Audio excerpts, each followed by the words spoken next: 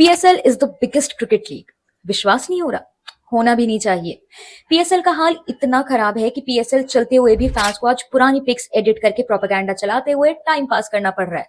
पाकिस्तान में इस वक्त पीएसएल चल रहा है, या फिर शायद ये कहना चाहिए कि सर्कस चल रहा है। और हमारे ग्रुप कैप्टन अभिनंदन वर्तमान की चाय पीते हुए फोटो एक बार फिर से वायरल हो रही है। पीएसएल के टाइम पिछले साल भी यही हुआ था और इस बार फिर यही। मतलब बिना इंडिया को ड्रैग किए क्या तुम्हारे टूर्नामेंट की वैल्यू जीरो है? मुझे आज तक समझ नहीं आया कि टी वाला मजाक इंडिया के लिए नेगेटिव कैसे है।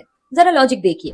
अभिनंदन ने तुम्हारे एयर स्पेस में फ्लाइट ली, अपने पुराने मिग 21 से तुम्हारा मॉडर्न F-16 गिरा दिया, पाकिस्तान में लैंड होने के बाद भी दुश्मन के इलाके में बैठकर बिना डर के चाय पी, तुम्हारे सवालों के जवाब में I am not suppose to tell this कहा, और 48 घंटे के अंदर अंदर तुम लोगों ने उन्हें इज्जत के साथ बॉर्डर पर छोड़ा।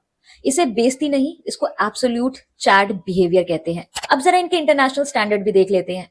पीएसएल की प्रेस कॉन्फ्रेंस देखकर ऐसा लग रहा है जैसे किसी गांव की शादी में आ गए हैं।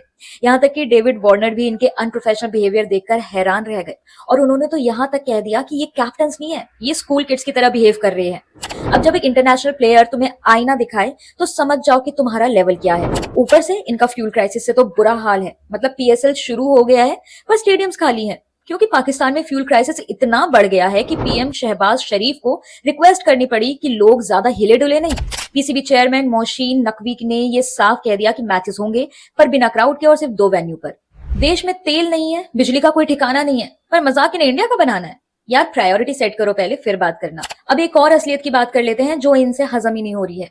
अयाज सदीक का वो बयान याद है? उन्होंने खुलेआम बोला था कि जब ग्रुप कैप्टन अभिनंदन का मामला चल रहा था तो पाकिस्तानी आर्मी चीफ के पैर कांप रहे थे। फॉरेन मिनिस्टर शाह महमूद कुरैशी ने तो यहां तक कह दिया था कि इंडिया अटैक कर देगा अगर उन्होंने ग्रुप कैप्टन अभिनंदन की 9 बजे तक घर वापसी नहीं करी तो। मुझे याद है शाह महमूद कुरैशी साहब उस मीटिंग में थे जिसमें प्राइम मिनिस्टर साहब ने आने से इनकार कर दिया और चीफ ऑफ आर्मी स्टाफ तशरीफ लाए।